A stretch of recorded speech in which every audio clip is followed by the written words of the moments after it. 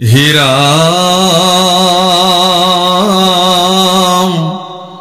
সবে পৰিহৰি চৰণ দূতই ও তোমাৰ কৰিলো খাৰ তুমি এৰিলাতে ঐ বন্ধু মাধৱ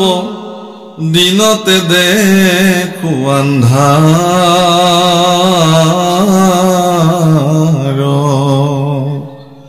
সমস্ত বাদ দি তোমাৰ চৰণ যুগলকে মই সাৰ কৰিলো হে ভগৱান হে মাধৱ যদি তুমি এৰি দিয়া মোৰ কাৰণে দিনতে আন্ধাৰ হৈ যাব তুমিই মোৰ কাৰণে জীৱনৰ সৰ্বোচ্চ উদ্ধৱৰ এনেকা কাতৰ বিননি ভগৱন্ত পুৰুষে শুনি আছে তেওঁ কৰিছে বাপসকল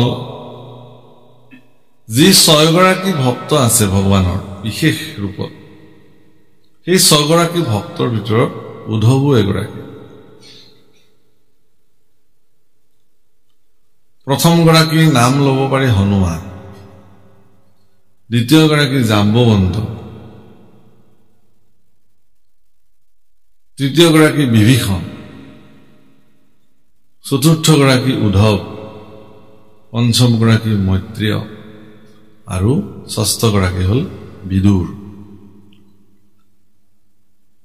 আপোনাৰ বিদুৰ হস্তিনাপুৰৰ দৰে ৰাজ্যৰ তেওঁ প্ৰধানমন্ত্ৰী আছিল কিন্তু বিদুৰৰ ঘৰত নে বহিবলৈ এখন চকী আছিল ভাল নে শুবলৈ এখন বিছনা আছিল তেওঁ ৰাজকীয় সাধন তেওঁৰ জীৱনত প্ৰাপ্তি আছিল যোগ্য আছিল তেওঁ মানে আজিৰ তাৰিখত এগৰাকী প্ৰধানমন্ত্ৰীয়ে যি ধৰণৰ সুবিধা পায় হস্তিনাপুৰ এগৰাকী এখন পৰাক্ৰমী দেশ হস্তিনাপুৰৰ প্ৰধানমন্ত্ৰী হিচাপে তেওঁ সম্পূৰ্ণ ৰাজকীয় কোৱাৰ্টাৰ বা যিটো আমাৰ প্ৰাসাদ ৰাজকীয় সা সুবিধা সকলো তেওঁ প্ৰাপ্তি আছিল কিন্তু তেওঁ হেবোৰ কেতিয়াও নললে তাক গুৰুত্বই নিদিলে এইবিলাক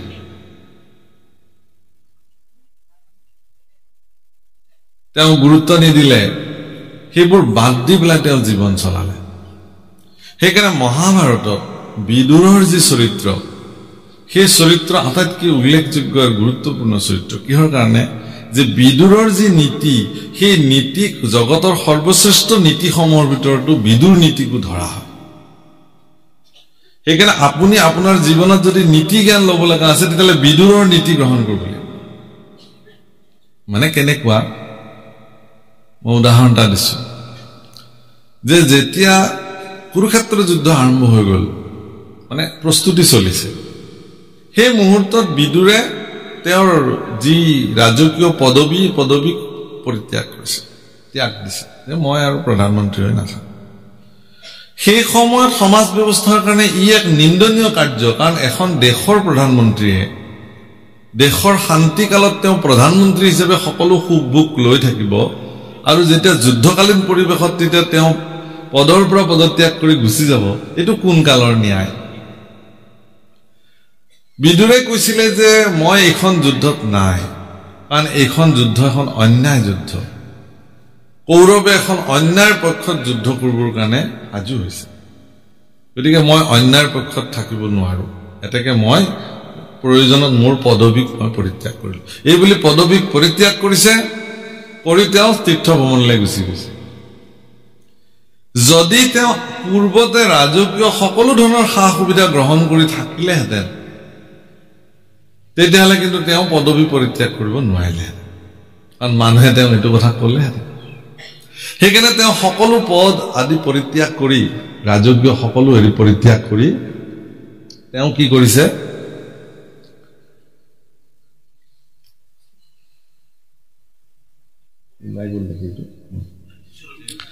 তেওঁ কি কৰিছে সকলো পৰিত্যাগ কৰি তেওঁ তীৰ্থলৈ গুচি গৈছে সকলো পৰিত্যাগ কৰি হ'ব যাতে তেওঁ কোনেও আঙুলিটো আব নোৱাৰে যে আপুনি কিয় গুচি গ'ল বিদুৰ নীতি যেতিয়া যতুগৃহত পঞ্চপাণ্ডৱক জ্বলাবৰ কাৰণে মানে প্ৰস্তুতি চলায় শকুনিয়ে দুৰ্যোধনক কৈছিল যে সকলোৱে গম পালেও এই কথাটো যাতে বিদুৰে গম নাপায় কাৰণ বিদুৰ ইমানে ন্যায়ৰ পক্ষত আছে যে তেওঁ যদি কেনেবাকৈ এই কথাটো গম পায় তেতিয়ালে আমাৰ এই আচনিটোক তেওঁ কিন্তু পূৰ্ণতা হ'বলৈ নিদিয়ে কিন্তু বিদুৰৰ এনেকুৱা ৰাজনৈতিক বিচক্ষণ পুৰুষ আছিল বিদুৰ যে তেওঁৰ চোৰাংচোৱা ইমানেই শক্তিশালী আছিল যে তেওঁ যেনে তেনে কথাটো গম পাই গ'ল যে এটা সম্পূৰ্ণ মানে লাহৰে দ্বাৰা নিৰ্মিত ঘৰ যতু গৃহ যত পঞ্চপাণ্ডৱক থৈ বাহিৰৰ পৰা দুৱাৰ বন্ধ কৰি দিব এখনেই দুৱাৰ সেই ঘৰখনত জ্বলাই দি পঞ্চপাণ্ডৱ হৈতে কুন্তিক তাতে বধ কৰিব এই কথা জানি বিদুৰে যুধিষ্ঠিৰক এই কথাটো জনাবলৈ গ'ল বিদুৰে যুধিষ্ঠিৰৰ ঘৰলৈ খোজ লোৱাৰ লগে লগে কেনেকে গম পালে শকুনিয়ে তৎক্ষণাৎ দুৰ্যোধন দুঃশাসন শকুনি আৰু কৰ্ণ গোটেইকেইজনে আহি পেলাই আগতে আহি যুধিষ্ঠিৰৰ ঘৰত বহি থাকিল যাতে বিদুৰে কথাটো যুধিষ্ঠিৰক ক'ব বিদুৰে গৈ দেখিছে আৰে মোতকে আগতে বহি আছে এওঁলোকে তোমালোকো আহিছা বোলে ময়ো আহিছো কাকা তুমি কিয় আহিলা ইয়ালৈ বিদুৰক সুধিছে দুৰ্যোধনে সুধিছে তুমি আজি হঠাৎ আহিলা যে ইয়ালৈ কৈছে নাই মই বহুদিন হ'ল মই এওঁলোকৰ খবৰ লোৱা নাই এবাৰ আজি খবৰ ল'বলৈ আহিলো আৰু অন্য বেলেগ একো নাই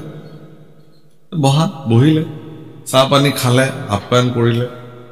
কৰি লাষ্টতটো দেখিলে যে এওঁলোকটো নুঠে এতিয়া কথাটোতো ক'বও নোৱাৰে তেতিয়া বিদুৰে ক'লে যে ঠিক আছে ময়ো যাওঁ বেছি দেৰি নকৰো কিন্তু যাবৰ সময়ত মই এটা প্ৰশ্ন সুধি থৈ যাওঁ তোমালোক গোটেইবিলাক প্ৰশ্নটোৰ উত্তৰ কাৰ হাতত আছে মোক দিবা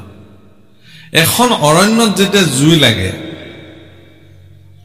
সেই অৰণ্যখনৰ প্ৰচণ্ড দাবানলত হাতী ঘোঁৰা বাঘ সিংহ চব জ্বলি ভস্ম হৈ যায় কোনো বাচি যাব নোৱাৰে কিন্তু এটা বিশেষ জীৱ আছে সেই জীৱটো কিন্তু অৰণ্যত জুই জ্বলিলেও তেওঁলোক নমৰে সেই জীৱটো কোন তেতিয়া উত্তৰটো আহিল যে এন্দুৰ বিলাক সিহঁতে যেতিয়া জুই লাগে তেতিয়া গাঁত খান্দি তললৈ সোমায় কাৰণ মাটিটো ঠাণ্ডা হৈ থাকে নহয় জুয়ে মাটিটোত প্ৰভাৱ নেপেলায় গতিকে তাহাঁতে বহুত তলত গৈ সিহঁতে অৱস্থান কৰে অৰ্থাৎ বাচি যায় বা সিহঁতে কি কৰে খান্দি খান্দি গৈ গৈ গৈ জুই নলগা জাগাৰে ওলাই সিহঁতে এনেকে গুচি যায় ঠিক আছে মই এই কথাটো তোমালোকে জানা নাজানা এনেই সুধি চালো আৰু দৰাচলতে বিদুৰে যুধিষ্ঠিৰক ইংগিতটো দি থৈ গ'ল যে তোমালোকো এই দাবানলত পৰিবলৈ গৈ আছা চাৰিওফালৰ পৰা দুৱাৰ বন্ধ কৰি তোমালোককো জ্বলাই দিয়া হ'ব তোমালোক যিমান বাহুবলী পৰাক্ৰমী হলেও নোৱাৰিবা ঘৰ ভাঙিব নোৱাৰা গতিকে এই প্ৰচণ্ড লাহৰ জুয়ত তোমালোকে মৃত্যুবৰণ কৰিবা তাতকে উপায়টো এটাই আছে এইটো হ'ল কি তলেৰে গাঁত খান্দি এই ঘৰটোৰ পৰা পলায়ন কৰিব লাগিব এই বিদুৰ নীতি আৰু যিজন ব্যক্তিক গাঁত খান্দিবৰ কাৰণে বিদুৰে প্ৰেৰণ কৰিছিল তেওঁৰ হাতত এটা পিঞ্জৰাত এটা এন্দুৰ ভৰাই যুধিষ্ঠিৰক উপহাৰ দিবৰ কাৰণে পঠিয়াই দিছিল আৰু সেই পিঞ্জৰাটো লৈ আহিছিল আহি কৈছে যে এইটো মহাৰাজ যুধিষ্ঠিৰক উপহাৰ দিবলৈ আহিছো কোনে পঠিয়াইছে বোলে বিদুৰে পঠিয়াইছে যুধিষ্ঠিৰ প্ৰচণ্ড বুদ্ধিপন্ন সম্পন্ন লোক আছিল সেইকাৰণে যুধিষ্ঠিৰ বুজি পালে কথাটো ঠিক আছে তোমাৰ কামটো তুমি কৰা সেইকাৰণে মজিয়াৰ পৰাই গাঁত খান্দি এই অৰণ্যৰ দুৱাৰেৰে গাঁত খান্দি উলিয়াই দিলে ৰাতিৰ ভিতৰতে ৰাতি ঘৰ জুই জ্বলিলে আৰু সেই গাতে গাতে গৈ তেওঁলোকে প্ৰাণ ৰক্ষা কৰিছিল গতিকে বিদুৰৰ এই যে নীতি মই এই কথাটো কোৱাৰ প্ৰয়োজনীয়তাটো এইটোৱেই যে পাণ্ডৱ পৃথিৱীত জীয়াই থাকিব লাগিব কাৰণ বিদুৰ কোন স্বয়ং ধৰ্মৰ অৱতাৰ যমৰ অৱতাৰ ধৰ্মৰাজ মানে বিদুৰ আকৌ যুধিষ্ঠিৰ ধৰ্মৰ অৱতাৰ ভগৱান কৃষ্ণই ধৰ্ম ৰক্ষা কৰিবৰ কাৰণে পৃথিৱীলৈ আহিছে গতিকে ভগৱান কৃষ্ণই কাক কাক হাতত লৈ পেলাই ধৰ্ম ৰক্ষাৰ আঁচনি কৰিব সেই আঁচনি কৰা তালিকাখনত পঞ্চপাণ্ডৱৰ নামো সন্নিৱিষ্ট হৈ আছে এই কথা ধৰ্মই জানে প্ৰভুসকল আজি যে আপোনালোকে এই কামত যিসকলে ইয়াত সহযোগিতা কৰিছে এইবিলাক কামত লাগি ছাতি আছে ঈশ্বৰে তেওঁলোকক নিৰ্ণয় কৰে আচলতে এনে ধৰণৰ সমাজৰ কল্যাণকাৰী কামত কাক কাক লোৱা হ'ব বুজিছেনে তেওঁলোক নিৰ্বাচিত হৈ যায় ভগৱানৰ দ্বাৰা সেইকাৰণে তেওঁলোকে আহি ইয়াত কাম কৰিছে বেলেগে কৰা নাই আপোনালোকে নাভাবিব এই অনুষ্ঠানত যিসকলে লাগিছাতে কাম কৰিছে তেওঁলোক পৰম সৌভাগ্যৱান কাৰণ পৰোক্ষভাৱে হলেও ভগৱানৰ পৰা তেওঁলোক দৃষ্টিত নিৰ্বাচিত লোক যে মোৰ কৰ্মৰ কাৰণে তোমালোক নিৰ্বাচিত হৈছা গতিকে পঞ্চপাণ্ডৱক ভগৱানে তেওঁলোকক মানে ধৰ্ম প্ৰতিষ্ঠা অধৰ্মৰ বিনা সন্তসকলৰ পালন এই তিনিটা বিশেষ উদ্দেশ্যৰ কাৰণে তেওঁলোক ভগৱানৰ সহযোগী হিচাপে নিৰ্ণীত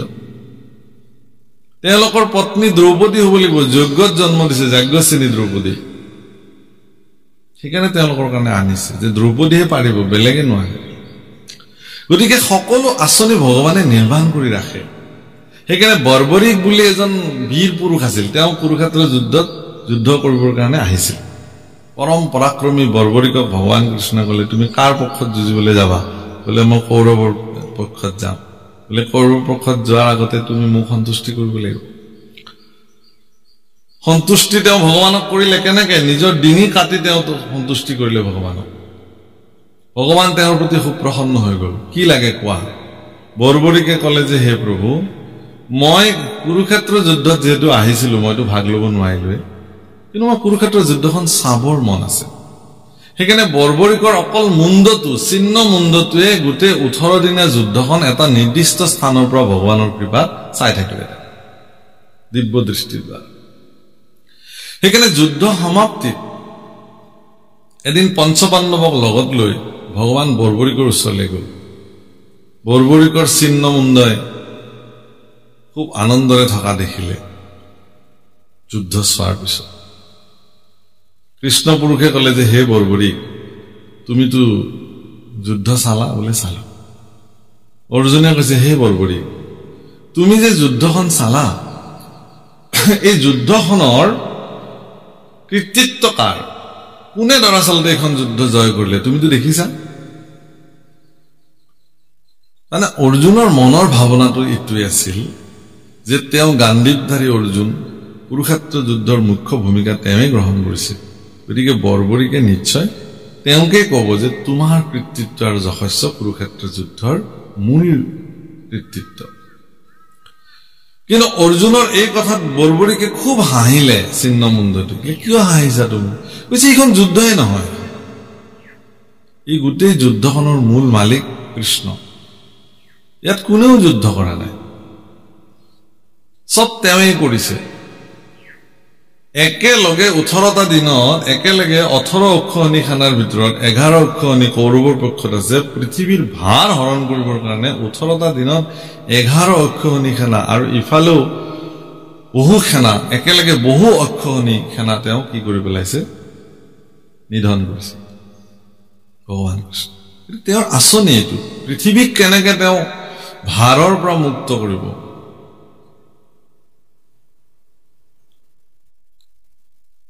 কাৰণ বসুমতীয়ে ব্ৰহ্মাদেৱক প্ৰাৰ্থনা কৰিছিল যে মোৰ ভাৰ বাঢ়িছে ভাৰ মানে চিন্তাৰ ভাৰ সহনশীলতা বসুমতীতকে কাৰো নাই কিন্তু তেওঁৰ বুকুত জন্ম হোৱা দুষ্ট দৈত্যসকলৰ প্ৰাদুৰ্ভাৱ বাঢ়িছে প্ৰভু অকল মনত ৰাখিব আপোনালোকে এই যে প্ৰকৃতিয়ে মাজে মাজে নৰসংহাৰ আৰম্ভ কৰে যে প্ৰকৃতিয়ে যে কিছুমান নৰসংহাৰ আৰম্ভ কৰে প্ৰকৃতিক কিছুমান পৰিঘটনাৰ ফলত এইবিলাক প্ৰকৃতিয়ে ইচ্ছাকৃতভাৱেই কৰে কাৰণ পৃথিৱীত ভাৰ বহুত বাঢ়ি যায় আৰু এতিয়াও পৃথিৱীত দুষ্ট দৈত্য লোকৰ যিমানে মানসিকতা বাঢ়িব সিমানে এওঁলোক নিধন হ'বলৈ গৈ আছে পৃথিৱীত এওঁলোক তিষ্ঠি থাকিব নোৱাৰে পৃথিৱীত তিষ্ঠি থাকিব কেৱল সজ্জনসকল সাধুসকল আৰু এই গোটেই পৃথিৱীখন সাধুসকলৰ কাৰণেহে নিৰ্মাণ হৈছে সাধুসকল থাকিবৰ কাৰণে এইখন পৃথিৱী ইয়াত অসাধু লোকসকলৰ কাৰণে এইখন পৃথিৱী নহয় সেইকাৰণে যুগে যুগে সাধুসকলৰ লগত অসাধুসকলৰ দ্বন্দ্ব সংস্কৃতিৰ বিপৰীতে অপসংস্কৃতি বা বিকৃতিৰ যিটো দুষ্কৃতিকাৰীসকলৰ যিখন দ্বন্দ্ব যুদ্ধ সেইটোৱে লাগি আছে আজিও পৃথিৱীত আপুনি যদি সংস্কাৰিত কথা ক'বলৈ যায় অসংস্কাৰিত সকলে আপোনাৰ বিৰুদ্ধে দবদবাই থিয় হৈ উঠিব আজিও আপুনি কৈ চাওকচোন আমাৰ আপোনাক নিদিব ইমান সহজে কিন্তু সেই বুলি সন্তসকল কেতিয়াও হাৰ নামানে সন্তসকলে যুঁজি যাব ভগৱানৰ কৃপাত পৃথিৱীত সাধুতাক প্ৰৱৰ্তন কৰিবৰ কাৰণে সন্তসকল দায়বদ্ধ আপোনালোকৰ দৰে সাধুজন সেইকাৰণে কৈছে সাধুজন বন্দন সাধুজনে যাক বন্দনা কৰিছে কৃষ্ণ পুৰুষক তেওঁ এই কাৰণে বন্দনা কৰিছে যে হে প্ৰভু তুমি এই কৰ্মটো জগতত সাধন কৰা ৰাম হে প্ৰাণনাথ নকৰায়নাথ দান্তে ধৰুখে তুলি তোমাৰ বিয়োগে অগনি এখনে দেখা মাৰে মোক পুলি হে ৰামেহি বুলি সন্ত উদ্ধৱ মহন্ত ও আতি প্ৰেময় অনুৰাগে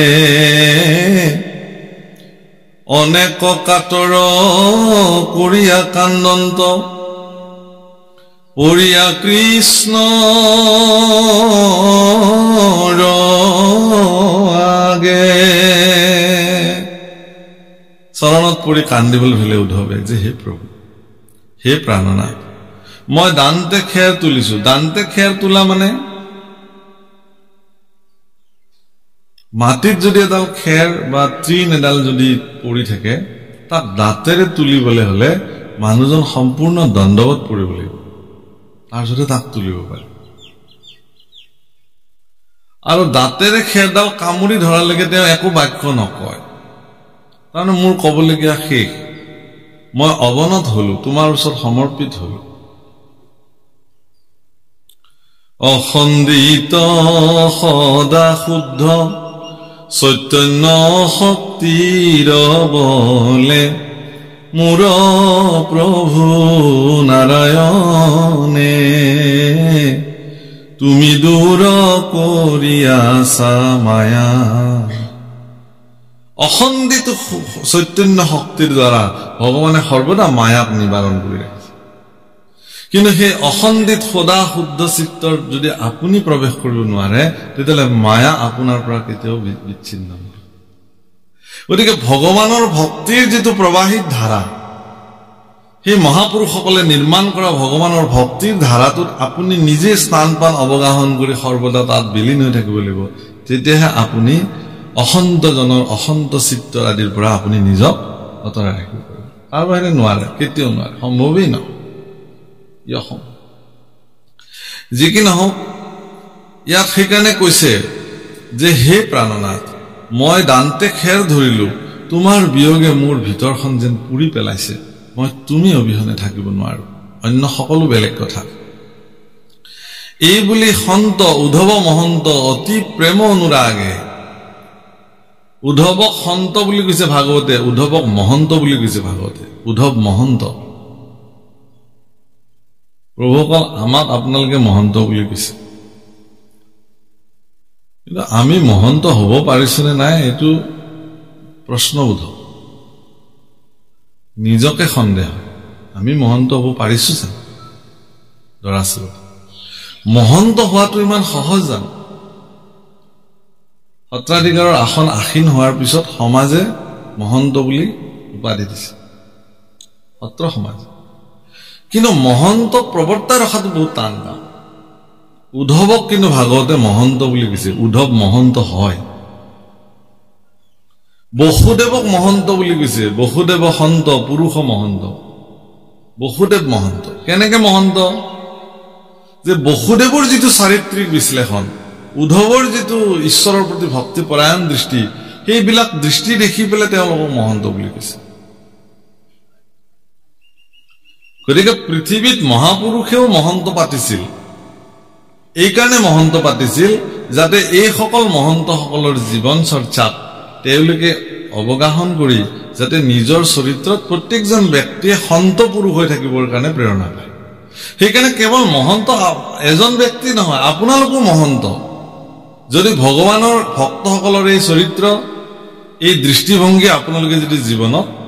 ধাৰণ কৰে আপোনালোক মহন্ত সকলোকে মহন্তই বোলা হয় আচলতে গতিকে হে প্ৰভু এই বুলি উদ্ধৱ মহন্তই অতি অনুৰাগে তেওঁক কাতৰ কৰিবলৈ ধৰিলে আৰ নয়নৰ নীৰ ধাৰাই বহৈ শুকত আকুল ভাবে কতহু কাকুতি কৰিয়া কান্দন্ত ধৰিয়া কৃষ্ণ পাৱে ও ইহে নয়ৰুণ চৰণ দুখানি তেজি জীৱকু নখতে মাধৱ বান্ধৱ নৱধা সমূলি নিয়োক মুক লগতে হে ৰাম এহি বুলি পাৱে পৰিয়া কান্দন্ত অনেক কাৰুণ্য ভাবে দশু দিশ দুখে দেশন্ত আন্ধাৰ চেতন নাহি কে গাৱে হে ৰাম ভকতৰ দুখ দেখি ভগৱন্ত ভৈলন্ত নেত্ৰ সজল অসন্তোষে কিছু চপৰাইলা মাথ সংকোচ মুখ কমল উদ্ধৱৰ দৰে মহন্ত উদ্ধৱৰ দৰে ভক্তৰ কাতৰ প্ৰাৰ্থনাত ভগৱানৰ জীৱনত এটা বিশেষ পৰিঘটনা ভগৱানে কান্দিবলগীয়া নাই কাৰণ ভগৱানটো স্থিতপ্ৰজ্ঞতাৰ মূৰ্তমান প্ৰতীক ভগৱান স্থিৰ কোনো কাৰণত ভগৱান আবেগ বিভল্ল নহয় কিন্তু আজি উদ্ধৱৰ কাৰুণ্য বচনে ভগৱানৰো চকুত চকু পানী আনি দিছে এইটো বহুত ডাঙৰ ভগৱানৰো নেত্ৰ সজল হৈ গ'ল হে প্ৰভু ভগৱানে তেওঁৰ যিখিনি নিয়ম সেই নিয়ম তেওঁ জগতত প্ৰৱৰ্তাই ৰাখিবৰ কাৰণে ইমান সিদ্ধহস্ত যেটো ভাবিব নোৱাৰে কিন্তু ভক্তৰ কাৰণে তেওঁৰ সেই কোনো নিয়মৰ সিদ্ধান্তক তেওঁ কেতিয়াও নামানে তেওঁ অবিকৃত হৈ থাকে নিৰ্বিকাৰ হৈ থাকে অথচ ভক্তৰ কাৰণে তেওঁ আজি বিকাৰগ্ৰস্ত হৈ গ'ল ভক্তৰ কাৰণে তেওঁ আজি বিভল্ল হৈ গ'ল ভক্তৰ কৰুণ প্ৰাৰ্থনাত তেওঁৰো নেত্ৰ সজল হৈ গ'ল সেইকাৰণে ভক্তসকল অবিধি কিংকৰ প্ৰভুসকল মনত ৰাখিব কোনো বিধিয়ে ভকতসকলক বান্ধিব নোৱাৰে ভকতসকলে যি নিয়মৰ মাজেৰে চলে সেইটোৱেই বিধি বাকী সকল বিধি কিংকৰ ভকত অবিধি কিংকৰ হৰি নাম কীৰ্তনত নাহি কাল দেশপাত্ৰ নিয়ম সংযম এক বিধি সেইকাৰণে আমি বিলাকে সব একলগ হ'ব লাগে এতিয়া আমি দৃঢ় সংকল্প ল'ব লাগে যে মহাপুৰুষে যি ব্যৱস্থা কৰি থৈ গ'ল সেই ব্যৱস্থাক আমি কোনো কাৰণত এৰিব নালাগে প্ৰভুসকল যি এক ঈশ্বৰক আত্মসমৰ্পণ কৰাৰ যি ব্যৱস্থা ইয়াত আপুনি কাকো আপুনি ঠিকা দিব নালাগে মোৰ হয় আপুনি ভক্তি কৰি দিয়ক নালাগে আপুনি নিজেই কৰিব পাৰে আপুনি নিজে নাম গাওক আপুনি নিজে পাঠ কৰক আপুনি নিজে ভগৱানৰ ওচৰত কান্দি কান্দি প্ৰাৰ্থনা কৰক আপুনি নিজে ভগৱানৰ ওচৰত যি আনিছে তাকে শৰাই হিচাপে নিবেদন কৰক মানে প্ৰসাদ হিচাপে তাক গ্ৰহণ কৰক নিজেই কৰক কাকো নালাগে আপোনাৰ চিত্ত শুদ্ধ হলেই হ'ল সব শুদ্ধ হৈ যাব অত্যন্ত কপট আৰু অশুদ্ধ চিত্তৰ মানুহে ফালি ফুটালৈ যিমান বেশভূষাৰে নাহক কিয় তেওঁ অৰ্পণ কৰা নিবেদন ভগৱানে গ্ৰহণ নকৰিব পাৰে কিন্তু আপোনাৰ যদি হৃদয়ত অত্যন্ত সৰল সহজ মনোবৃত্তি আছে মই মানে এটা খুব ৰসাল কাহিনী কওঁ প্ৰায় কৈছো আপোনালোকে হয়তো কিছুমানে মোৰ ইউটিউব চেনেলত শুনিছে যে এখন ঘৰৰ এজন খুব খোৱা ল'ৰা আছিলে খাই আৰু ভাল পায় পৰিয়ালৰ লোকে ভাবিলে যে যদি ই বাছি থাকে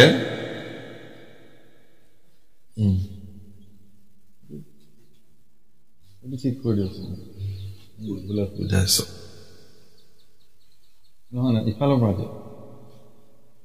ওপৰৰ পৰা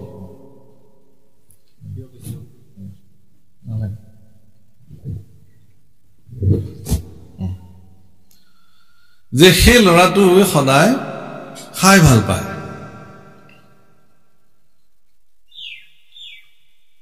এদিন পৰিয়ালৰ লোকে তাক দেখিলে যে ই যদি আমাৰ পৰিয়ালত থাকে তেতিয়াহ'লে আমি গোটেইবোৰ লঘনে মৰিব লাগিব সেইকাৰণে তাক ঘৰৰ পৰা উলিয়াই দিলে সি গুচি গ'ল ঘৰৰ পৰা যেতিয়া ঘৰৰ পৰা সি গুচি গ'ল তেতিয়া সি কান্দি কান্দি চিন্তা কৰি আহিলে যে মই এতিয়া ক'ত থাকিম তেওঁ এখন আশ্ৰমত প্ৰৱেশ কৰিলে সেই আশ্ৰমখনৰ যিজন আশ্ৰমৰ অধীশ্বৰ তেওঁ সুধিলে যে গুৰুদেৱ মই ইয়াতে থাকিব পাৰিমনে পাৰিবা ইয়াত কি কাম একো কাম নাই ঈশ্বৰৰ নাম ল'ব লাগে আৰু আশ্ৰমৰ যি কাম আছে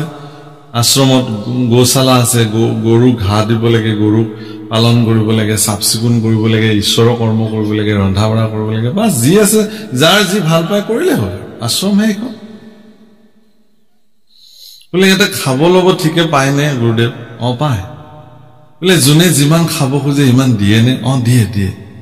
থাকিব পাৰে গতিকে তেওঁ দেখিলে যে তাত তেওঁ ঠিকেই আছে তেওঁ ধুনীয়াকে খাইছে সুন্দৰকে এদিন তেওঁ দেখিছে যে কোনো মানুহ ৰান্ধনশাললৈ যোৱা নাই তাতো ভোক লাগি আহিছে শেষত সি গুৰুদেৱক গৈ সুধিলে যে গুৰুদেৱ আজি কি খোৱা লোৱাৰ ব্যৱস্থা নাই নেকি বোলে আজি নাই আজি একাদশী ব্ৰত আজি কোনেও নাখায় ভগৱানেও নাখায় নে বোলে আজি ভগৱানকো দিয়া নাযায় আজি একাদশী ব্ৰত আছে ব্ৰত ভাঙিলে ভগৱানকো দিব নিজেও খাব বোলে মই কি কৰিম বোলে তুমিও একাদশী পালন কৰিব লাগিব আজি খাবলৈ দিয়া নহয় বোলে গুৰুদেৱ মই যদি একাদশী পালন কৰোঁ তেতিয়াহ'লে দ্বাদশীটো মই দেখাই নাপাম মই মৰিব লাগিব মই নোখোৱাকে থাকিব নোৱাৰো আৰে এইটোতো ডাঙৰ কথা হ'ব বোলে সঁচাকে মোৰ এতিয়া গাটো বেয়া লাগি আহিছে মোৰ কি হয় ঠিক নাই মই মানে নোখোৱাকে মই থাকিব নোৱাৰো আৰে ডাঙৰ কথা হ'ব যে ঠিক আছে তুমি এটা কাম কৰা ভঁৰালৰ পৰা তুমি অকমান বস্তু লৈ যোৱা চাউল দাইল যি লাগে তোমাৰ তুমি আশ্ৰমৰ ভিতৰত নহয় তুমি নদীৰ পাৰত গৈ পেলাই তাত ৰান্ধি খাবা তুমি নিজে খাবা কিন্তু মনত ৰাখিবা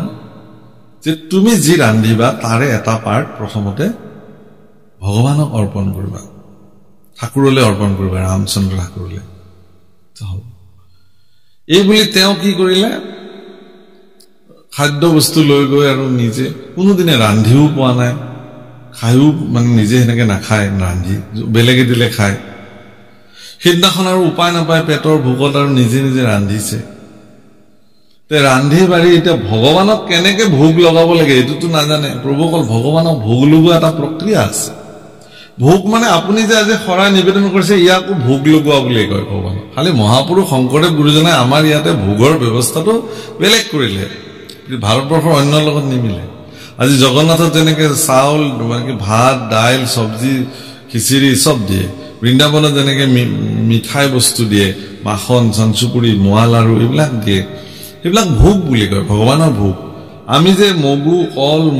আদা এইবিলাক মিশ্ৰণ কৰি দিছো ইও ভোগেই হয় ভগৱানৰ কাৰণে ভগৱানৰ কৃপা দৃষ্টি হোৱাৰ পিছত যেতিয়া উভতি আহে তাক প্ৰসাদ বোলে ভগৱানলৈ প্ৰসাদ আগবঢ়োৱা নাযায় কিন্তু কাৰণ ভগৱানক প্ৰসাদ দিয়াৰ অধিকাৰ আমাৰ নাই প্ৰসাদ মানে কৃপা ভগৱানক কৃপা কৰাৰ অধিকাৰ আমাৰ নাই ভগৱানৰহে আমাক কৃপা কৰিব এতেকে ভগৱানৰ চৰণৰ পৰা নিবেদিত দ্ৰব্য ভোগ যেতিয়া পুনঃ ভকতলৈ উভতি আহে সেইখিনিকহে প্ৰসাদ বোলে তো তেওঁ এতিয়া কেনেকে ভোগ লগাব এইটোতো নাজানে এইটো এটা মানে বৃন্দাবনৰ ঘটনা তাৰপিছত তেওঁ কি কৰিলে মানে গোটেই দ্ৰব্য বস্তুখিনি আগবঢ়াই দিছে দি পেলাই তেওঁ খুব ধুনীয়াকে প্ৰভু ৰামক মাতিছে হে ৰামচন্দ্ৰ তুমি আহা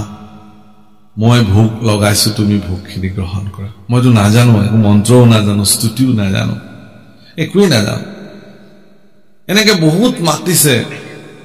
কিন্তু ভগৱানটো নাহে এতিয়া যিমানে সময় গৈছে তেওঁৰ আকৌ ভোগটো বেছি আহি লাগিছেগে তাতে আকৌ অন্ন সন্মুখত বিদ্যমান শেষত তেওঁ এই বুলি কৈছে যে হে ভগৱান ভোগ দিয়াৰ পিছত আৰু ইমানকে মাতিব লাগেনে আজি একাদশী তুমি কতো নোপোৱা খাবলে সব বন্ধ আজি গতিকে তোমাৰ ভাগ্য ভাল প্ৰভু আজি ময়ে তোমাৰ কাৰণে মাত্ৰ ৰান্ধি দিছো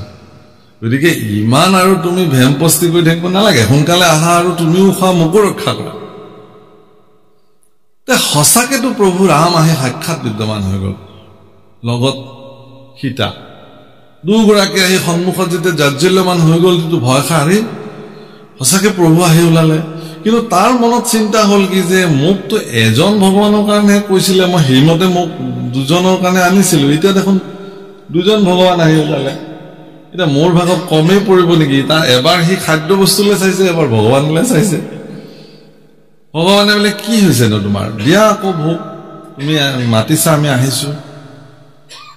তাকে প্ৰভু ঠিক আছে লওক প্ৰভু না না তোমাৰ মনত কিবা এটা খেলি আছে কোৱাচোন কি না না না না একো নাই আপুনি লওক প্ৰভু ভগৱানক ল'বলৈ দিলে তে তাৰ পিছত তেওঁ দ্বিতীয়বাৰৰ কাৰণে দ্বিতীয়বাৰ একাদশী আহিলে ভগৱানক তেওঁ কৈছে সিদিনাখন যে প্ৰভু তুমি ভোগটো খোৱা অহা একাদশীত মই পুনঃ এই স্থানতে তোমাৰ কাৰণে ভোগ বনাম ইমান যাতে মাতিব নালাগে প্ৰভু এবাৰ কলি যাতে আহা আৰু এটা মোৰ নিবেদন কিমান গৰাকী আহিব মোক হিচাপটো দিলে ভাল হয় কাৰণ মই নহলে হিচাপটো হেনেকে গুৰুদেৱে দিয়েতো ৰামচন্দ্ৰই কলে হ'ব এইটো সময়ত দেখা যাব এই বুলি ভোগ লৈ গুচি গ'ল প্ৰভু সি আহি পেলাই গুৰুদেৱক কলে যে গুৰুদেৱ আপুনি এজন ঠাকুৰৰ কথা কৈছিলে দুগৰাকী ঠাকুৰ আহিলে দুজন ভগৱান আহিলে অহাবাৰ কিন্তু মোক দুজনৰ কাৰণে দিব গুৰুদেৱে মৈচিকে হাঁহিছে কোনবা ঠাকুৰ আহি ওলালে কোনবা আহি মানুহে খালে এবাৰ হ'ব ঠিক আছে অহাবাৰ তাক দুজনৰ কাৰণে দিবা এই দুজনৰ কাৰণে দিলে অহা একাদশীত তেওঁ তেনেকে নদীৰ পাৰ ৰান্ধি আগবঢ়াই দিলে যে প্ৰভু আহা সোনকালে দেৰি কৰিব নালাগে আজি একাদশী তুমি কতো নোপোৱা ময়ে তোমাৰ কাৰণে একমাত্ৰ ভক্ত যি আজি দিনতো মই তোমাৰ কাৰণে ভোগ বনাইছো তে ভগৱান আহিলে সিদিনাখন আকৌ ভগৱানৰ লগত লক্ষ্মণো আহিছে ৰাম লক্ষ্মণ সীতা আজি আকৌ তিনিটা এতিয়া এবাৰ ভগৱানলৈ চাইছে এবাৰ ভোগলৈ চাইছে আজি দুজনৰ কাৰণে আনিলো আহিল আকৌ তিনিজন ৰামচন্দ্ৰই আকৌ মিছিকে হাঁহি মাৰি কৈছে তেওঁতো অন্তৰ্যামী বুজি পাইতো সব কথা কি হ'ল তোমাৰ স্যাৰ একো নাই প্ৰভু একো নাই ভোগ লওক অহাবাৰ কিমানজন আহিব এইটো ক'ব দেই মোক হ'ব তে অহাবাৰ একাদশীত তেওঁ কি কৰিলে গুৰুদেৱক ক'লে যে গুৰুদেৱ তুমি যিজন ঠাকুৰক মোৰ ভগৱানক মাতিবলৈ দিয়া এই ভগৱানজনৰ কোনো হিচাপ নাই কেইজন আহে তেওঁ মন গলে বেছিকে গুচি আহে গতিকে আজি মোক অকমান বেছিকে দিয়া তেওঁ যদি আজি কিবা কথাত 12 জন 10 জন লৈ আহে লগত মোৰটো কি হ'ব মোৰটো ভাগটো নাপাম মই এই দুটা একাদশীত মানে অৱশিষ্ট কোনো মতেহে গ্ৰহণ কৰিছো তেতিয়া গুৰুদেৱে ক'লে ঠিক আছে তোমাৰ যি মন যায় লৈ যোৱা কিন্তু আজি গুৰুদেৱ তেওঁৰ পিছে আহিল মনে যে এওঁনো কোন ভগৱানক খুৱায় চাওঁ আহিছে সিদিনাখন তেওঁ কি কৰিছে গোটেই দ্ৰব্য বস্তু নৰন্ধাকে আগবঢ়াই দিছে দি পেলাই ভগৱানক মাতি আছে প্ৰভু আহা ভোগ গ্ৰহণ কৰিলে সিদিনাখন আৰু একদম ৰাম সীতা লক্ষ্মণ ভৰত শত্ৰুঘ্ন হনুমান জামুন সব আহিছে সব আহি উপস্থিত হৈ গ'ল বোলে ৰাম আজিতো বহুত যে কতা ভোগটো তুমি আজি ৰান্ধাই নাই আৰু মাতিছা আমাক যে প্ৰভু তোমাৰ হিচাপটো ঠিক নাই নহয় কিমান আহে সেইকাৰণে আজি ৰন্ধা নাই সব আগবঢ়াই দিছো আৰু তোমালোকে নিজে নিজে ৰান্ধা আৰু ৰান্ধি মিলি খোৱা আৰু ইমান সহজ সৰল মনোবৃত্তি শেষত যেনিবা তেতিয়া কি কৰিলে প্ৰভু ৰামে সীতা দেৱীক আজ্ঞা কৰিলে আই জানকীয়ে নিজ হাতে যেতিয়া ভোগ ৰান্ধিবলৈ গৈছে দেৱতা গন্ধৰ্ব কিন্নৰ ঋষি মুনি কোনো বাকী নাই সব আহি সেই স্থানত উপস্থিত হৈছে যে মাতৃ জগত জননী আই সীতাৰ হাতেৰে অকমান ভোগ আজি একাদশীৰ দিনা প্ৰসাদ ল'ব পাৰিলে সব আহি উপস্থিত হৈ গ'ল আৰু আই জানকীৰ আটাইতকৈ ক্ষমতা আছিল কি যে তেওঁৰ হস্ত তেওঁ স্বয়ং লক্ষ্মী গতিকে তেওঁৰ অক্ষয় তেওঁৰ পাত্ৰ যি ৰান্ধক যিমানক দিলেও তেওঁৰ কেতিয়াও শেষ হৈ নাযায় গতিকে সকলোৱে উদৰ পৰাই ভোগ গ্ৰহণ কৰিছে তেওঁ খাইছে গুৰুদেৱে দেখিছে যে ই কাৰোবাৰ লগত কথা পাতে তুমি কাৰ লগত কথা পাতি আছা বোলে গুৰুদেৱ এয়া প্ৰভু ৰাম এয়া সীতা এয়া আই অন্ন ৰান্ধিছে মইতো কাকো দেখা নাই চোৱাচোন তুমি ইমানবিলাক মানুহ আছে তুমি দেখা নাই নাই তেতিয়া মানে তেওঁ প্ৰভু ৰামচন্দ্ৰৰ চৰণত বিনতি কৰিছে যে হে প্ৰভু তোমাৰ যে মই সদায় ভোগ লগাও সেইটো পৰীক্ষা কৰাৰ নিমিত্তে মোৰ গুৰুজন আজি আহিছে গতিকে কৃপা কৰি তুমি গুৰুজনক এবাৰ দেখা দিব লাগে সপৰিকৰ তেতিয়া তেওঁ কৈছে যে নাই নাই নাই মই তোমাৰ গুৰুৰ কাৰণে ইয়ালৈ অহা নাই নহয় মই তোমাৰ কাৰণেহে আহিছো তুমি মোক দেখিছা হৈ যাব বোলে নহয় নহয় এইটো মোৰ প্ৰাৰ্থনা তেওঁৰ একান্ত প্ৰাৰ্থনাত গুৰু ভগৱান ৰামচন্দ্ৰ সপৰিকৰ সহ যিমান আহিছে সবে সাক্ষাৎ কৰিলে গুৰু আচৰিত হৈ গ'ল কান্দিব ধৰিলে দণ্ডবত পৰি ভগৱানৰ চৰণত যে হে প্ৰভু মোৰ জীৱন ধন্য আজি কৈছে যে গুৰুৰ কৃপাত শিষ্যই ঈশ্বৰ দৰ্শন কৰে এই কথা আমি জানো কিন্তু আজি এনেহে ভাগ্য যে শিষ্যৰ কৃপাত গুৰুৱে ভগৱান দৰ্শন হলে এইটো কেনেকৈ সম্ভৱ হ'ল একদম সহজ সৰল হৃদয় এখনেৰে ভগৱানক অৰ্পণ কৰাৰ কাৰণে সেইকাৰণে মই কৈছো যে আমি বিলাকে বৰ বেছি আৰ্টিফিচিয়েল কি কয় এইবিলাক কৃত্ৰিমতাৰে আপুনি ভগৱানক ভজাৰ কথা নাভাবিব যি হাতত পৰিছে যিখিনি যোগাৰ কৰিব পাৰিছে সেইখিনিকে পৰম পবিত্ৰ দ্ৰব্য বুলি ভগৱানৰ চৰণত নিস্বাৰ্থভাৱে অত্যন্ত সহজ সৰল আৰু শুদ্ধ মনেৰে আপুনি ভগৱানক অৰ্পণ কৰক আপোনাৰ অৰ্পিত দ্ৰব্য ভগৱানে গ্ৰহণ কৰক আৰু আজি উদ্ধৱে এই কথাটোকে কৈছে যে এই সকলোবিলাক আচলতে কি যে মই নিজেই নিজক সমৰ্পিত কৰিছো আৰু সেইকাৰণে ভগৱান তেওঁৰ প্ৰতি সমৰ্পিত হৈ গৈছে তেওঁৰ চকুটো চকু পানী আহিছে নিয়মকো তেওঁ উলংঘা কৰিছে প্ৰয়োজনত ভক্তসকল সেইকাৰণে ভগৱানে তেওঁলোকৰ কাৰণে কোনো নিয়ম বন্ধা নাই আৰু ধন ৰাম পুত্ৰ পৰি শুনা নৰলোক মহন্তৰ শোক দেখা দুখকে নমত ধন জন যত জীবন যৌবন জানা হবে শাশ্বত অলপ উপদেশ দিছে আৰু এই উপদেশখিনি গাই আমি আজি অনুষ্ঠান বিৰাম দিম উপদেশত কৈছে যে হে আপোনালোকৰ প্ৰতি নিৰ্দেশনা দিছে যে মহন্তসকলৰ দুখ ক'ত চব সন্তসকলৰ দুখ ধন হেৰুৱাৰ দুখ নাই পুত্ৰ হেৰুৱাৰ দুখ নাই মান মৰ্যাদা হেৰুৱাৰ দুখে তেওঁলোকক একো নকৰে আজি এজন সন্ত পুৰুষক যদি কোনোবাই অপবাদ দিয়ে এটা সন্ত পুৰুষ এজন জগতৰ এজন গুৰুস্থানীয় ব্যক্তি তেওঁক অপযশ দিছে কোনোবাই তেওঁৰ নামত বদনাম ৰচনা কৰিছে তেওঁ কি কৰিব তেওঁ আত্মপক্ষ সমৰ্থনৰ কাৰণেতো ক'বই যে মোক এইবিলাক কোনোবাই ষড়যন্ত্ৰ কৰিছে কিন্তু সেই কথাটোকো মানুহে আকৌ বেলেগকে ল'ব যে এখেতে ক'লে হ'ব নেকি এখেতে ক'লে নহ'ব নহয় সেইকাৰণে বহু ক্ষেত্ৰত দেখা যায় যে সজ্জনসকলক যেতিয়া কোনোবাই বদনামী কৰিবলৈ যায় সজ্জনসকলক যেতিয়া কোনোবাই অপবাদ দিবলৈ যায় বহু ক্ষেত্ৰত সজ্জনসকল মৌন হৈ থাকে ঈশ্বৰক ধ্যান থাকে যে প্ৰভু তুমি কৰিবা এদিন স্বচ্ছতাটো তুমি নিৰ্মাণ কৰিবা গতিকে তেওঁলোক পূৰ্ণৰূপে ভগৱানৰ ওচৰত সমৰ্পিত সেইকাৰণে ভগৱান তেওঁলোকৰ প্ৰতি সমৰ্পিত সেইকাৰণে কৈছে যে দুখ ক'ত মহন্তসকলৰ ধন জন মান মৰ্যাদা হেৰুৱাৰ দুখ সন্তসকলৰ নাই ভগৱানক হেৰুৱাব আজিৰ পৰা সেইটো দুখ তেওঁলোকৰ সেইকাৰণে কৈছে যে ধন জন জীৱন যৌৱন এইবিলাক অশাশ্বত এইবিলাক মিছা এইবিলাকৰ কাৰণে সন্তবিলাকে নাকান্দে কেতিয়াও ৰাম পুত্ৰ পৰিবাৰ সকলে অসাৰ নাতে কটাতে কমায়া খনেকে থাকিয়া খনেকে অন্তৰৈ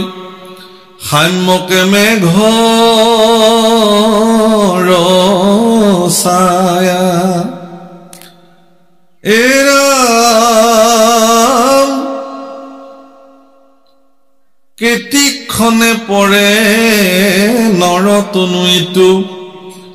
ঔ জীৱন জল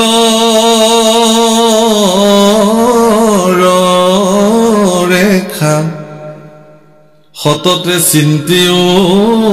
কৃষ্ণৰ চৰণ মৰণ এভুনে দেখা মৰণটো চাও সকলোৰে সন্মুখত মৰণ বিদ্যমান হৈ আছে গতিকে কৃষ্ণ চিন্তা কৰিবই লাগিব জীৱনটো পানীৰ জলৰ ৰেখা বুলি কৈছে কেতিয়া ই বিনাশ হৈ যায় কোনেও ক'ব নোৱাৰে ৰাম দেৱে তীৰ্থে যাক তাৰিবে নোৱাৰো পাতে কত গলা তল হৰি নাম পাইলে তেখনে উদ্ধাৰে দেখা ভকতি বল দেৱতাই তীৰ্থই অন্যান্য ব্যৱস্থাই তেওঁ তৰিব নোৱাৰে যিবিলাক পাপী একদম নৰকত ডুবি আছে পাতে কত তল গৈ আছে তেনেকুৱা ব্যক্তিও যদি জীৱনত হৰিনাম সংযোগ হৈ যায় তেতিয়ালে সেই হৰিনামে তেওঁ তাৰিব পাৰে হৰে নাম লোকে বলম কলো নাস্তি নাস্তব্য গতিৰ অন্যথা হৰিনাম ব্যতিৰেকে আৰু অন্য গতি নাই নাই নাই হৰিনামৰ বল প্ৰভুসকল সেই হৰিনাম আমি ল'ব লাগে সেই হৰিনামত আমি আশ্ৰয় ল'ব লাগে মহাপুৰুষ কৃপালু গুৰু শংকৰ মাধৱ দুজনাই দেখুৱাই দিয়া বিশুদ্ধ মাৰ্গত আমিবিলাক প্ৰৱৰ্তি থাকিব লাগে জীৱনটোক মানুহ হিচাপে উপভোগ কৰিব লাগে প্ৰভুসকল দানৱ হিচাপে উপভোগ কৰি লাভ নাই সহজ সৰল জীৱন কটাওক কৃতজ্ঞ হওক ভগৱানৰ ওচৰত আপোনাক মানুহ কৰি তেওঁ জন্ম দিছে সমস্ত জীৱক দয়া কৰিব পৰা ক্ষমতা ভগৱানে আপোনাক দিছে সকলো জীৱৰ প্ৰতি কৰুণা দৃষ্টি দিব পৰাৰ কৰুণা গুণ আপোনাক ভগৱানে প্ৰদান কৰিছে আপুনি এইবিলাক কিয় ঢাকি ঢাকি লুকাই লুকাই থৈ দিছে উন্মুক্ত কৰি দিয়ক আপুনি কৰুণা নিধান হৈ যাওক আপুনি দয়াৰ সাগৰ হৈ যাওক আপুনি সকলোৰ প্ৰতি কৃতজ্ঞ হ'বলৈ শিকক সকলোকে প্ৰতি প্ৰেম ভাৱনা আপোনাৰ চাব আপোনাৰ শৰীৰ এনেকুৱা ধনাত্মক ঊৰ্জা সৃষ্টি হৈ যাব আপোনাক যদি কোনোবাই এবাৰ আলিংগন কৰে তেওঁৰ ব্যক্তিৰ শৰীৰতো এক বিশেষ শক্তি উৎপন্ন হৈ যাব সেইকাৰণে যিবিলাক অত্যন্ত ধনাত্মক ব্যক্তি পৃথিৱীত যাৰ মন মানসিকতাত কেতিয়াও ঋণাত্মকতা নাহে তেওঁলোকক যদি কোনোবাই স্পৰ্শ কৰে কেনেবাকে তেতিয়া তেওঁৰ সেই স্পৰ্শ কৰোতাজনৰ জীৱনতো সেই শক্তিসমূহ জাগ্ৰত হৈ যায় এইটো বহুত ডাঙৰ কথা সেইকাৰণে সজ্জনৰ সংগ ল'বৰ কাৰণে কৈছে কাৰণ সজ্জনসকলৰ এৰি দিয়া নিশ্বাসতো পাপ নষ্ট হয় বুলি কৈছে তাৰো বায়ু পাপ সমস্ত হৰে ইমানেই ক্ষমতা সেইকাৰণে মোৰ এইটোৱেই নিবেদন যে আপোনালোকে নিজে বিচাৰ কৰি চাওক শাস্ত্ৰ পঢ়ক কীৰ্তন পঢ়ক নামঘোষা পঢ়ক ভাগৱত পঢ়ক গুৰুজনাৰ বাণীসমূহ পঢ়ক বৰগীতসমূহ গাওক ভাওনাত আপোনালোকে দেখিছে ঈশ্বৰ কেনেকৈ নিৰ্ণয় কৰা হৈছে জীৱ জগতৰ প্ৰতি কেনেকৈ কল্যাণকাৰী দৃষ্টি দিয়া হৈছে গীতাত কৈছে যে অদ্দেষ্টা সৰ্বভূতানাম সকলো ভূতৰ প্ৰতি আপুনি হিংসা শূন্য জীৱন কটাওক আপুনি প্ৰেমৰ মূৰ্তি হৈ যাওকচোন মানুহ আপুনি এনেকুৱা জীৱন আৰু হেনথৰে দ্বিতীয়বাৰ নাপায় আৰু ভাগৱতেও কৈছে এই কথা আৰু যে মানুহ হৈ পৃথিৱীত আহিব আপুনি এই কথা ভাবিবই নোৱাৰে গতিকে আপুনি মানুহ হৈ পৃথিৱীখনলৈ আহিছে এই দুদিনীয়া জীৱনটোত আপুনি জাত পাত উচ্চ নিচ ভেদ ধনী দুখীয়া এইবিলাক ভেদাভেদ সব বাদ দি দিয়ক মানুহ হিচাপে সকলোৱে সকলো আকোৱালি লওক এটা সুন্দৰ জীৱন হৰি ঈশ্বৰ সকলো কাৰণে দুখীজনৰ কাৰণেও ভগৱান সুখীজনৰ কাৰণেও ভগৱান দৰিদ্ৰজনৰ কাৰণেও ভগৱান ধনীজনৰ কাৰণেও ভগৱান পৰম শিক্ষিতজনৰ কাৰণেও ভগৱান মূৰ্খজনৰ কাৰণেও ভগৱান দৈত্যৰ কাৰণেও ভগৱান অসুৰৰ কাৰণেও ভগৱান দেৱতাৰ কাৰণেও ভগৱান সবৰ কাৰণে গতিকে আমি বিলাকে গুৰুজনাই দেখুৱাই থোৱা আৰ্হিৰ পৰা কোনো কাৰণত বিচলিত যাতে নহওঁ তাৰ প্ৰতি দৃঢ়তা হ'ব লাগে আমাক ধুনীয়া নামঘৰ দি থৈ গৈছে নামঘৰটো এখন বিশ্ববিদ্যালয় ক্ষেত্ৰ য'ত আমি জীৱন কষ্টিশীলত ঘঁহি ঘঁহি জীৱন গঢ়িব পাৰোঁ আদৰ্শ শিকিব পাৰোঁ নামঘৰৰ মজিয়াত গুৰুজনাৰ আদৰ্শত জীৱন সুন্দৰ কৰিব পাৰোঁ অসুবিধা একো নাই আমাৰ মাত্ৰ সদিচ্ছাৰ প্ৰয়োজন গতিকে আমাৰ মাজত থকা এই যিবিলাক ভিন্ন মনোবৃত্তি কোনে কি কৰিছে কোন ক'ত গ'লে কোন অসুচি হয় অশুদ্ধ হয় এইবিলাক কথা বাদ দিব লাগে আৰু এতিয়া হয়নে কোনোবাৰ মংগলজনক অনুষ্ঠানত কোনোবা গলে কোনোবা অখুচি হ'ব এনেকুৱা কথা কোনো গুৰুজনে লিখি থৈ যোৱা নাই সকলোৰে মংগলজনক অনুষ্ঠান আমাৰ কাৰণে সব শ্ৰদ্ধেয় এটু গতিকে আমি বিলাকে কিটো বিচলিত হ'ব নালাগে আৰু আটাইতকৈ ডাঙৰ কথা কি হ'ল পৃথিৱীত ধাৰ্মিক ব্যক্তিসকলৰ পৰিচয় সহনশীলতা তেওঁলোক যদি সহনশীলতাৰ সীমা পাৰ কৰি দিয়ে তেতিয়াহ'লে কোনো ধাৰ্মিক নহয় তেতিয়াহ'লে সহনশীলতা থাকিবই লাগিব লগে লগে যদি আপুনি চূড়ান্ত সিদ্ধান্ত লৈ পেলাই তেতিয়াহ'লে সহনশীলতা দেখোন পৃথিৱীৰ পৰা লুপ্ত হৈ যাব যিটো সহনশীল শক্তি সেইটো ভকতসকলৰ আছে ভকতসকলৰ এইটো এটা শ্ৰেষ্ঠ গুণ বুলি ধৰা হৈছে মহন্তৰ ক্ষমাহে ভূষণ ভক্তসকলৰ ক্ষমাই শ্ৰেষ্ঠ অলংকাৰ তেওঁলোকে যোনে যি ক'লেও তেওঁলোকে ক্ষমা কৰি দিব পাৰে হে ভগৱান এইটো মোক কোৱা নাই আচলতে তেওঁৰ যি অজ্ঞানবশত কিবা কৈছে যদিও ইয়াত মই কোনো ধৰণৰ মোৰ আক্ষেপ নাই মই তোমাৰ চৰণতে নিবেদন কৰিলো বাস ভক্ত মুক্ত হৈ গ'ল চিন্তাৰ পৰা কিন্তু আমি যদি তাকে ধৰি হিংসা প্ৰবৃত্তি পৰস্পৰৰ শত্ৰু হিচাপে থিয় হৈ যাওঁ আমি এমুঠিমান মানুহ এই এমুঠিমান মানুহৰ মাজতে যদি আমি বিভাজিত হ'বলৈ আৰম্ভ কৰোঁ তেতিয়াহ'লে শত্ৰুৱে দেখোন আমাক চাৰিওফালৰ পৰা আহি গিলিব এতিয়াতো আমাৰ হেংদাং ধৰাৰ সময় যাতে শত্ৰুৱে আমাক আমাৰ সভ্যতা সংস্কৃতিৰ পৰা বিচলিত কৰিব নোৱাৰে এতিয়া আমি একদম বল বান্ধি আমাৰ ঐক্যতাক দেখুৱাৰ সময় গতিকে গুৰু আদৰ্শত থাকি ঈশ্বৰৰ প্ৰতি শ্ৰদ্ধা ভক্তি ৰাখি গুৰুৰ প্ৰতি শ্ৰদ্ধা ভক্তি ৰাখি আমাৰ মনৰ সকলো মলিনতা আমি ধুই দূৰ কৰি পেলাই পৰস্পৰৰ লগত মিলিজুলি জীৱন আগবঢ়াই নিয়াটোহে আজিৰ তাৰিখত মূল কথা আৰু সেইটো একদম সহজ হৰিনাম কীৰ্তনৰ জৰিয়তে গুৰুৰ আদৰ্শৰ জৰিয়তে হে ৰাম ৰাম কেতিক্ষণে পৰে নৰতনুইটো ৰাম দুৰাচাৰ যেবে হৰি নামলৈ সিও শুদ্ধ হোৱে আতি কৃষ্ণক স্মৰণে হুৱতে খনে অন্তৰ্য উত্তম আতি ৰাম বিষয়ৰ দুখে বাধিবে নোৱাৰে ভকতি পাতে কহৰে আচুক উত্তম ভকতৰ কথা সামান্য ভকতৰে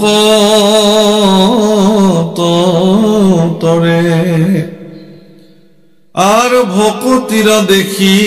আচাৰ্য মহিমা ভৈলন্ত কৃষ্ণ বিস্ময় হেন জানিতো হৰিৰ নামত এৰিও হবে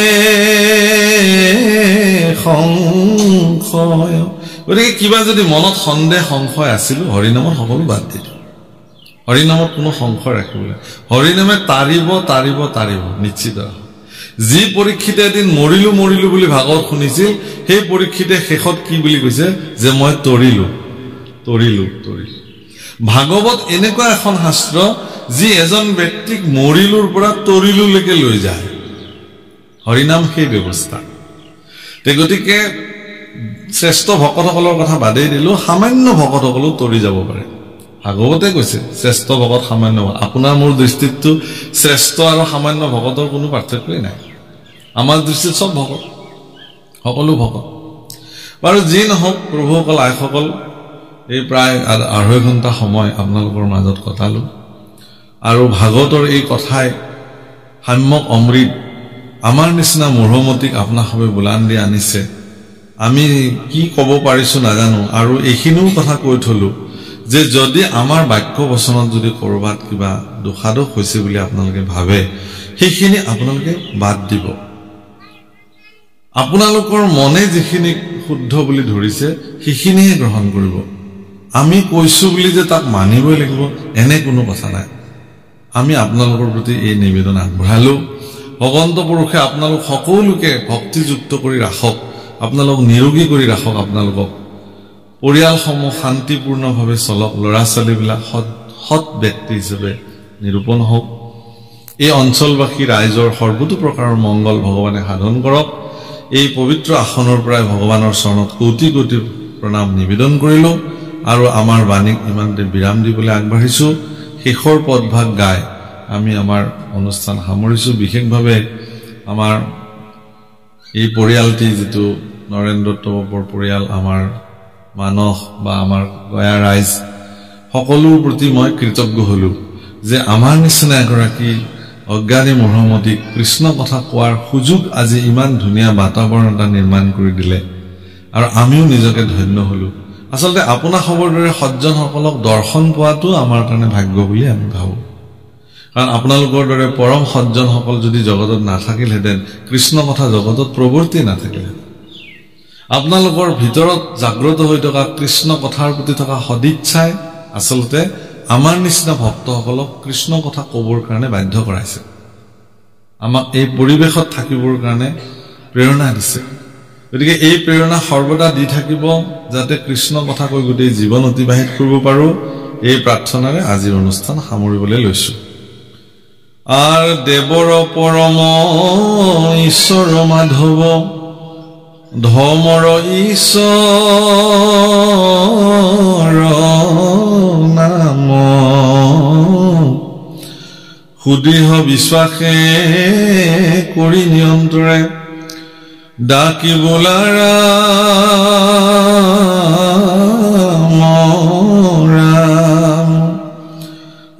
সুদৃঢ় বিশ্বাসে কৰি নিৰন্তৰে ডাকিবলাৰা ৰাম হৰি ৰাম ৰাম কৃষ্ণ শংকৰ গুৰু হৰি ৰাম